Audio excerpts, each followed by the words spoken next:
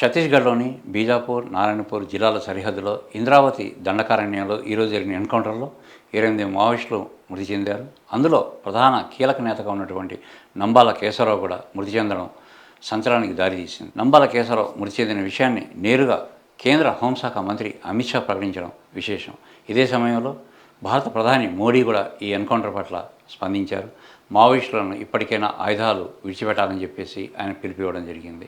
ఈ ఘటనకు సంబంధించిన పూర్వపరాలను మనం పరిశీలిస్తే ఆపరేషన్ కాగాలో భాగంగా ఈరోజు సాయుధ సైనికులు కర్రీకుట్టల వద్ద ఎన్కౌంటర్ జరుగుతున్న సమయంలో ఇంద్రావతి దండకారణ్యం వద్ద వెళ్ళినప్పుడు కొంతమంది మావోయిస్టులు సంచరిస్తున్నట్టు తెలుసుకుని అక్కడ కాల్పులు జరిపారు. ఈ ఎదురు కాల్పులు సుమారుగా 6 గంటల పాటు కొనసాగిన కాల్పుల్లో 28 మంది మావోయిస్టులు మృతి చెందారు. అందులో మావోయిస్టు కేంద్ర కమిటీ ప్రధాన కార్యదర్శిగా ఉన్నటువంటి నంబాల కేశవరావు మృతి చెందారు. నంబాల కేశవరావు ఈ పార్టీకి కీలక నేతగా వ్యవహరిస్తున్నారు.